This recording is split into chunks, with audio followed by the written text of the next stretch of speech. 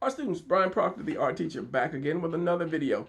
And if you are one of the ones that really, really want to do a comic book, but are just scared out of your head because you have no idea what to do, this video is going to show you what to do to make it a whole lot easier to put out your comic book. All right, so let's go to the drawing table and get that lesson started. Let's go. All right, and welcome back to another class. So here's the question. Let's say you want to do a comic book. You say to yourself, that's my goal. That's my bucket list. I want to do a comic book. I'm going to do a comic book. I'm serious. It's in my heart. I want to do a comic book. You have a story, you have a character, and you know it's going to take off, and Hollywood's going to buy that character, and it's going to make your stories, and you're going to just become just rich because of it. Gotta make this comic book. But I have no idea how to do it. I'm scared to do it. My talent is not up to par for me to do it. I don't want to try to do it and embarrass myself because I have no idea what I'm doing to make this comic book. Well, if it's in your heart to make a comic book, the first thing you want to do is make a fanzine. If you have a story, or if you know anything about telling a story or laying out a story, make a fanzine. So what is a fanzine? A fanzine is a tiny book, or should I say it's like a mini comic book, and it's done by the fans or just done by you. Everything is done by you. Now this is a sketchbook. This is something I bought in '06. I bought this at a convention, and but it's basically the same thing as a fanzine. And what it is basically, let me show you. It's an 8.5 by 11 sheet of paper. You take that, you fold it, turn it over, and you have that size. Now what you're going to be doing is you're going to be doing your drawing on there. So if you take all of these, like how many ever pages it may take, fold them over, staple them in the middle, you do your drawings on there. Now let me show you this. This was a mini fan. I was looking for more of a comic book fanzine, and I couldn't find a comic book. I looked online and they had like things about music and politics and so forth. And that is basically what you can do with your own book. I mean, if you want to just do a interview or write up about a musician or an actor or whatever, then there are places that will buy these things and sell them. But some people want it like $200 and some plus for a little fanzine because they were original. They were original done fanzines. So I saw this one, and it said mini. It said this mini zine mixtapes, and I thought it was just basically, when they say mini, it was like this size. But when them guys said mini, I mean they really meant mini. So I'm like, oh my God. So, but anyway, I bought this to show you guys how it's done. So if you upscale this a little bit more and pretend this is this size, this is basically what it is. Now you can do this on color paper, you can do it on black and white paper. So basically you're doing your art. Let's see if I can get this without light killing it. You're doing your art on your paper, your way, and you're putting the words and stuff in there. And the thing is, you're not really trying to worry about who to impress. Now this Gabo guy, you know, he's pretty good with the cartoony stuff. But the whole thing is, you're not really worried about who sees this, because this is basically, it's practice for you to do. It's basically practice. It's like, okay, I'm not sure if I know how to do it, if I can complete this comic book, or I'm embarrassed about it. As I say, this thing is practice for you to do. It's not for you to get out and sell. It's not for you to show off. It's basically to show yourself, can I do this? Now, if you're trying to put out a book, and you draw a book, and it took you maybe like 2 years to get your story together and so forth and so on. So now you put out book number 1, and people love it. Oh, this is the greatest thing. This is the greatest thing. And then you turn around, and it takes you like 7, 8, months to put out book 2. By that time, people will forget, because then book 3 comes out 2 years later. Book 4, another 2 years. The whole thing is, you've lost at that point by waiting so long. So if you're going to put out a book, if you're going to do a comic book, if you're serious about it, you're going to have to try to put one out every month, at least every month. So by doing something like this, it will tell you it will tell you if you can do it. I mean, if you have a full-time job and a nagging spouse and 3 kids and 2 new puppies, you know, where are you going to put your time in it? Because doing stuff like this is like a full-time job here. Now, this guy did more of a sketchbook, so I'll show you a couple of his pages in here. But it's basically just a mini comic book. And you don't really have to worry about, is it correct? That's the whole thing. I'm trying to show myself, can I do this comic book? So basically, you're just taking the pages. There's the center. You're stapling them in the middle, fold them over, and then you do your book. For example, here's my piece of paper. How's the book open up?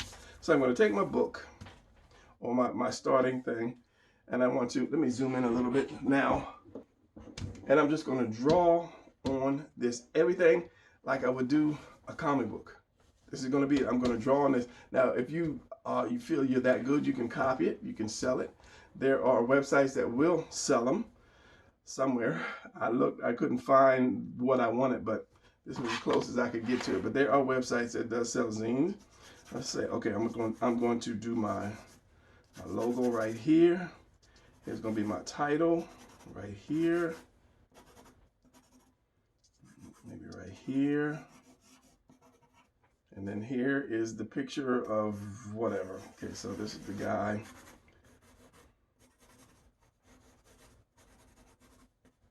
This is the cover.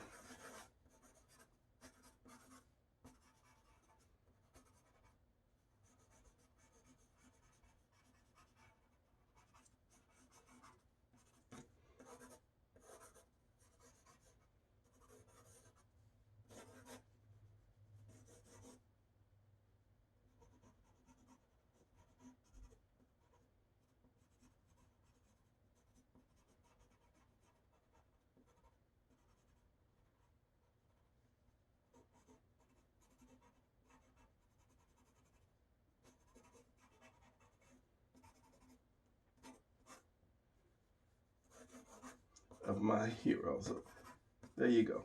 There's your cover of your fanzine, your first page, your cover of your fanzine book. Don't no pressure, because you're just doing this for you. First of all, that's first and foremost. I'm doing this so I can see if I can do that. So when I ink this, it's no pressure of me saying, oh, okay, the world is gonna laugh at me because the book looks crazy or the head is crooked. But the more you draw something, the better you become as an artist. So if you're doing this every day, if you're doing a page or so every day, by the time you finish this and go to do your original or your regular art, you become a better artist. So after that, let's go inside here. This is my cover. You go in there and you say to yourself, okay, I want 4 panels. So you're going to need to be able to draw out your panels on a separate piece of paper. So this is what I do. I'll say, okay, this is a page and this is a page right here. These are 2 pages. So I say to myself, what do I want on my last panel? So I've got the story kind of like roughed out on my head, in my head on a piece of paper.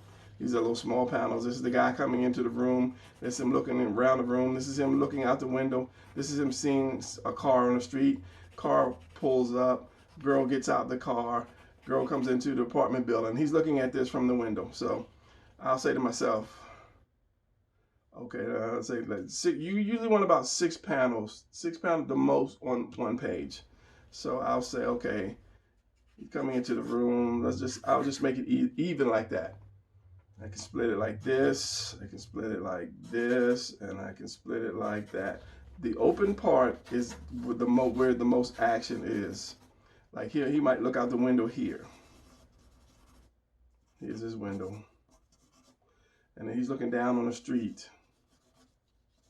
People are walking on the street, and here's this car that pulls up. Right? So I'm doing this on this. This is my little rough, so I'll know where I want, what I want. So in here, I'm going to do my little border. Of course, you have the little border. Same thing you're doing on a comic book, regular comic. And then I'm going to make my panels. You got to have your gutters. And these things in between your panels are called gutters. It's good to know some things. These little white areas are gutters, called gutters. It's like where all the trash goes down into that you don't want, and you erase it. So let's just say this one is here, gutter here, there's a little gutter here, and then one over here. And of course you want to ruler these. You want to try to make this as professional as you can without the fear of, oh, I can't draw feet real good, I can't draw faces real good. But if you're doing, like I said, if you're doing this every day, if you just take 10 minutes a day to do this, your skills would be better. Bottom line is, am I going to be able to put one of these out every month?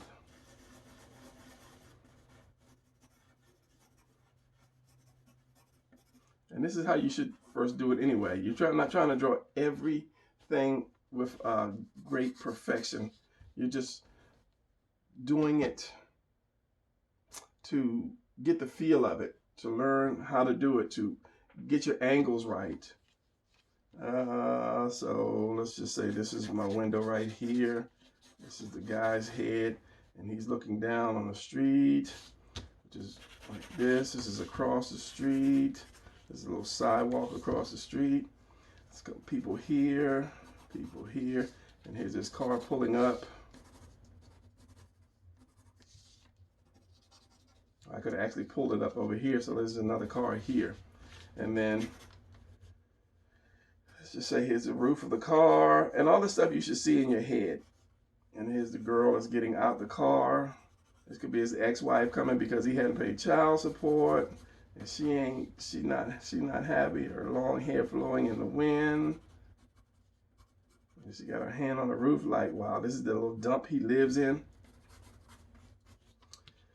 And then you always want to leave room for your word balloons. And that's something else you're going to have to do. You're going to put it in. You're going to have to put, you're doing everything. You're putting the words in yourself. You're going to write the words in. If you don't have a computer, what you can do is you take a ruler.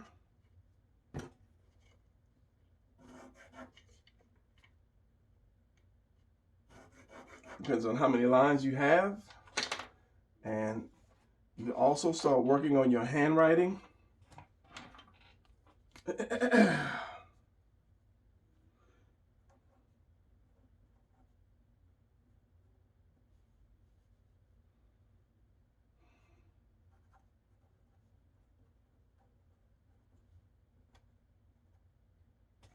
All right, so all your words is like, wow, she found me. Oh, that looks like her car. You know, he knows her car, so.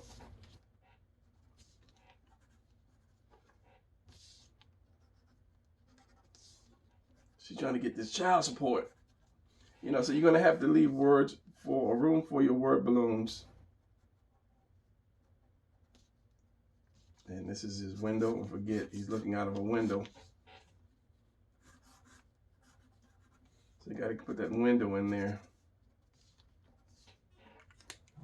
Then you go to your next panel, which was, I don't know, her coming up on the door or something. This is her from behind.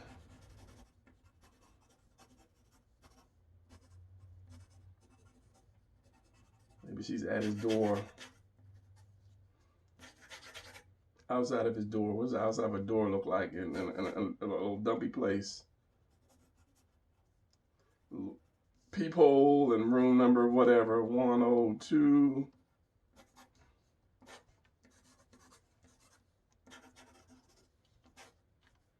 Maybe there's like a roach on the wall, or, you know, trash on the floor. If the floor is here, it could be like a beer can or something on the floor. Like, of course, she got her long flowing hair. That's how she trapped him the first time. In a little mini dress. And this is what you're doing. You're just doing this rough sketch every day, being loose. I'm not worried about if somebody's going to see this, because this is not out for publication. This is just me showing myself that, one, I'm going to make my dream come true. 2, I can do this. And 3, I know how to do this. I'm working it out, so now I know how to do what I know how to do what I'm doing.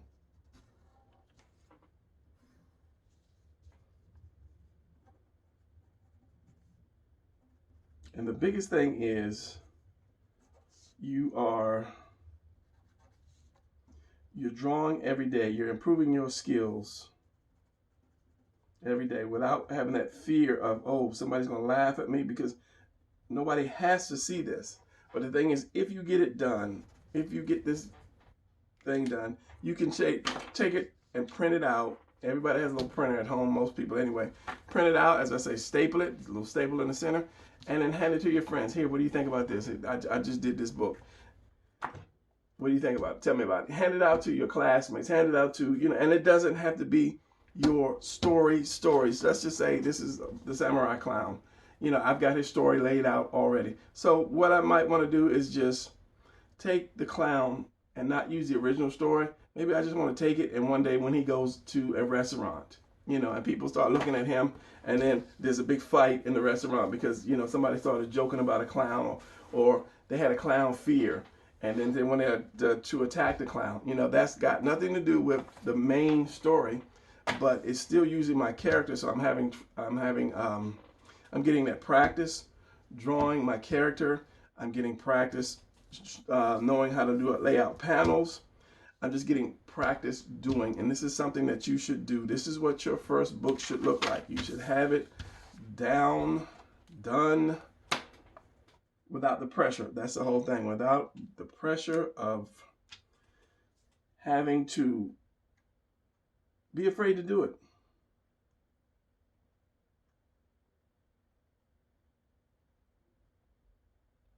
And I don't know why I'm trying to make this look a little better, because that artist in me just comes out.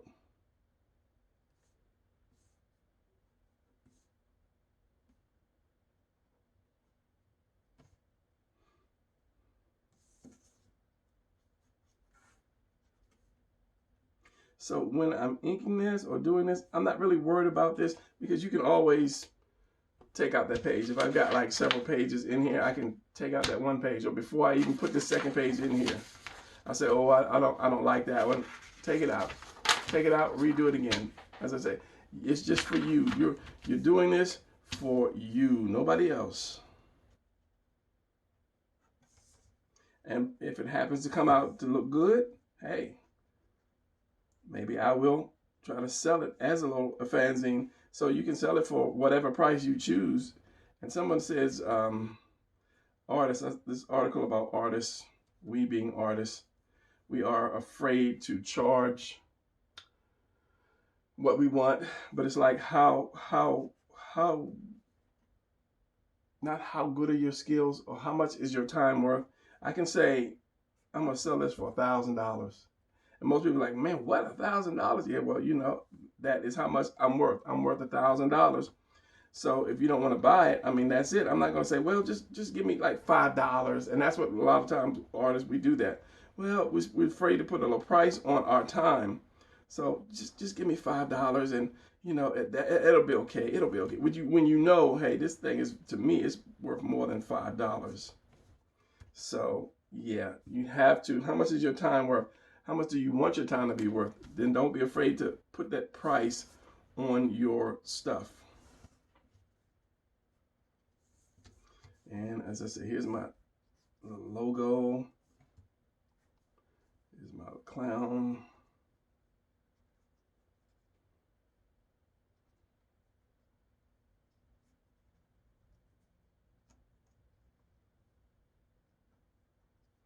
And here's the name of the book. And basically, if you are not good enough, if you don't have like Photoshop, then just put your letters there. That's supposed to be an H. I don't know. Let's just put 10 T. And that was supposed to be the, but my brain was just, 10 whatever. 10 heroes. Arrows, heroes. The answer to your calculation is 54,321. Did that answer your question? No, thank you. Thanks Thanks for your feedback. Alexa loves to just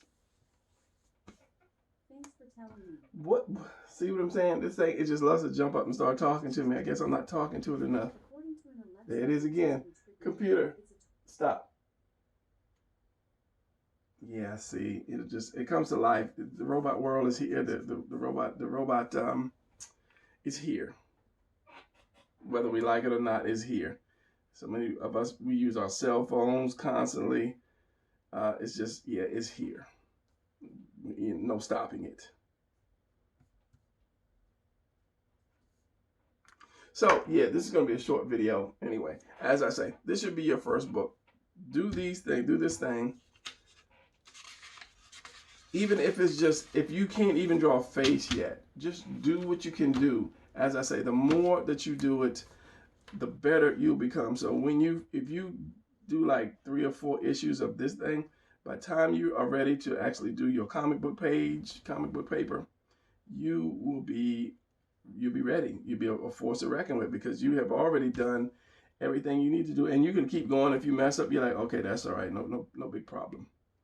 Because, you know, this is not going out, you know, for syndication or publication or whatever. So you can mess up.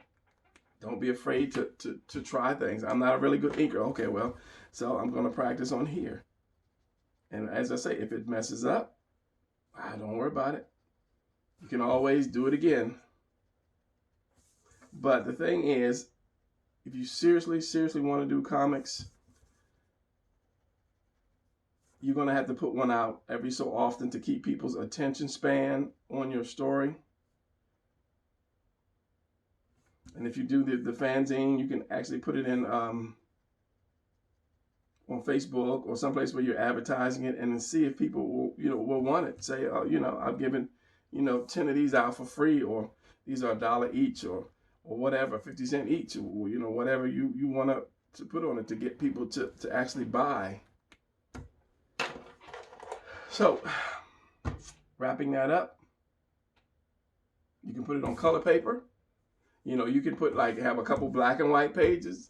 Then you can put, the yellow and white or red and white or whatever kind of color paper, just to ramp it up. And this is more for if I'm going to sell it. If I'm going to, put it out there for people to look at, then I'll mix up some colors in with this.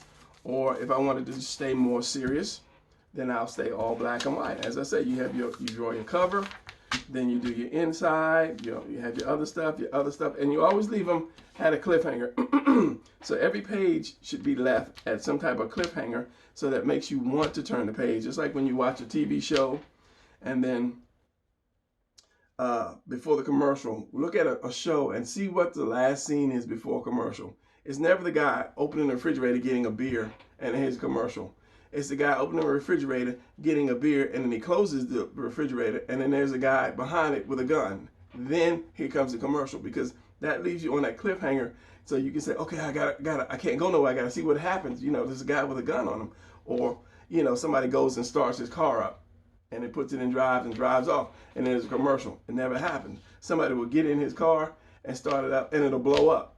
Then there's a commercial. So that's the same thing you want to do with your story. You want to leave a cliffhanger, shall we say, on each panel, so that the next panel or the next page, you want to turn to it. Because if somebody goes into your or just say you're in a comic book store and you see this panel, or this book, and you find out, you start looking through it. You just randomly flip through it, and you're like, okay, just like right here, this guy, they throw this spiked pie in his face. You're like, okay, so what happens there? So you turn the page, and then he's talking about his story. Okay, well, what happens with the story? Then you turn the page again, and then this guy is in the woods spraying the tree, but something's looking at him. Okay, well, who's looking at him? So it's got to have this kind of cliffhanger so that the person wants to turn the page again and again and again. So that's something you're going to have to work out when you, when you first lay out your story. It's like if the guy's looking at the window and he sees the car pull up and his ex-wife's coming out with she's coming out because she's going to get that child support. That last panel could be him opening the door And he's got like this gun. He's like, well, other hand. No, let's put it this way.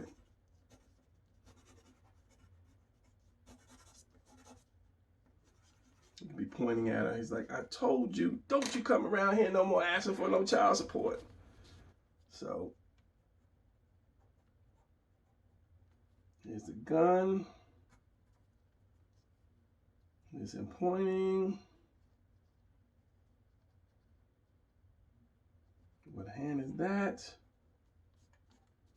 He's got that evil look on his face. And I could have done a close up on this instead of having to show all his, all of his body.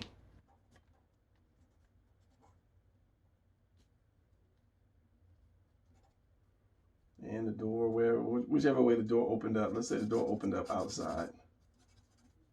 And he's just like, he's over here. And you put your ruler and your stuff, and it's all in pencil. And when you draw it or when you write it, you can erase your lines. So that's your cliffhanger right there. It's like, she's hit the doorbell. Her finger could have hit the door. I don't know why you would put a close up of her finger pressing the doorbell, but that's just what I just did. It's like,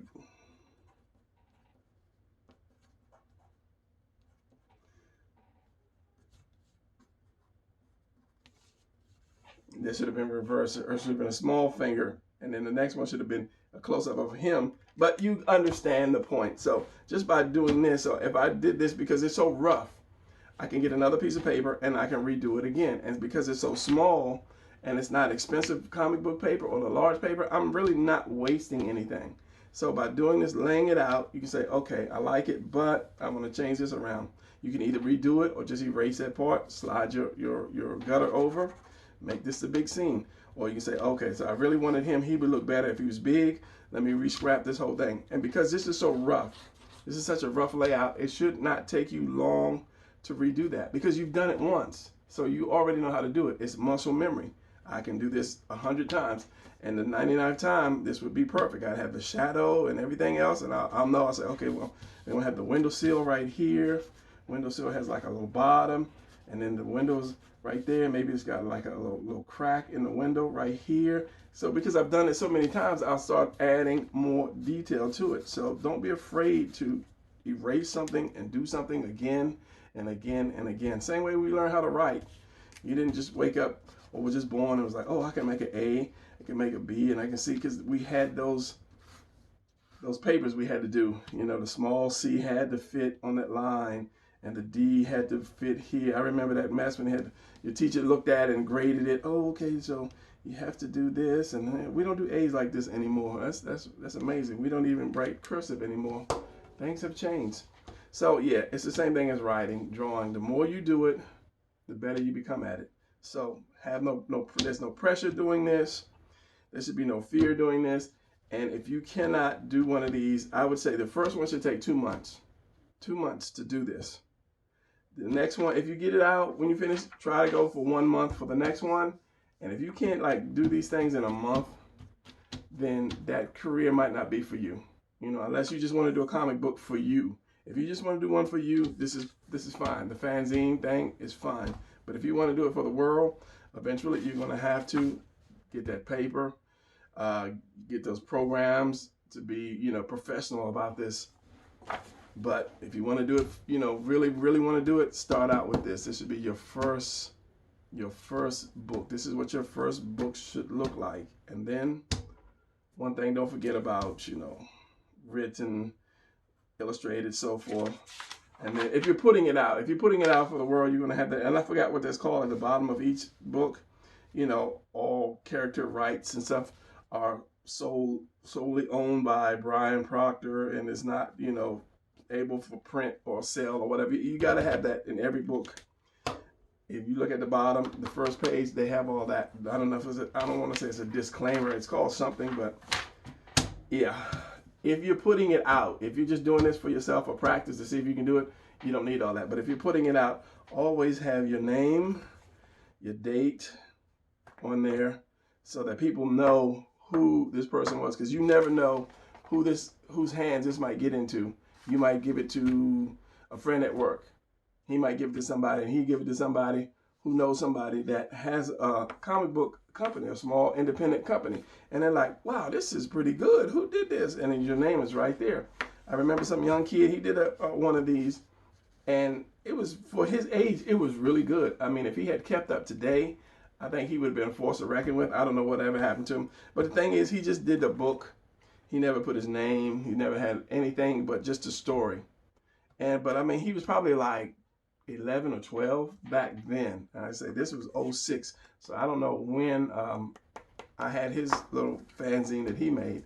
So yeah, just information to share with you on doing this. So don't fear, because a lot of people say, oh, well, I'm not good enough yet, or I don't have this down yet. Just do your little fanzine just for you, and then you can practice coloring it. I wouldn't color on this thing because, you know, color would come through. If you're using ink, if you're using a marker, if you're using a color pencil or something, you know, it's cool. You might have one panel or a big splash page. You might want to just color that just to practice coloring, or get your colors right for your suit. You might color one and say, oh, green doesn't go with him. Let me try red, and you color the next one red. So yeah, there's a lot you can do by doing a fanzine without all the pressure of thinking people are going to laugh at me or I'm not good yet. Start now. Start now. In about 3 or 4 months of you doing that, you will become a whole lot better. So that's going to be it. I hit the bell. So I'll see you guys in the next video. So class is dismissed. Leave a thumbs up if you like it, and leave me a comment, and yeah, all that good jazz. So I will see you guys later.